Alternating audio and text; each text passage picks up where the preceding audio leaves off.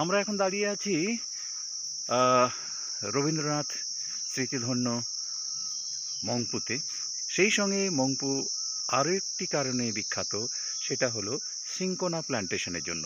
এই সিনকোনা প্ল্যান্টেশনকে ঘিরে রয়েছে অনেক স্বপ্ন, অনেক ভাবনা চিন্তা, অনেক পরিকল্পনা, এবং সেগুলোকে বাস্তবায়িত করার মুখে এগিয়ে চলেছে এখানকার যে সিনকোনা প্ল্যান্টেশনের যারা কর্মকর্তা রয়েছেন, কর্তৃপক্ষ রয়েছেন, তারা নজর দিচ্ছেন বিভিন্ন ধরনের প্রকল্প হাতে নিয়ে, এবং সেই সঙ্গে পর্যটকদের জন্য তারা নানান কর্মকাণ্ড নিতে চলেছেন। আমার পেছনে দেখতে পাচ্ছেন একটি বাংলোর মতো রয়েছে, একটি দেখতে পাচ্ছেন শৈলুং নিবাস, এবং তার উপরে দেখতে পাচ্ছেন একটি সুন্দর জায়গা তৈরি হয়েছে, এবং সেখান থেকে পুরো মংপু দেখা যাবে, এবং সেখানে পর্যটকরা থাকতে পারবেন, এবং আশেপাশেও থাকার সেই ব্যবস্থাটা হতে চলেছে মংপুকে ঘিরে।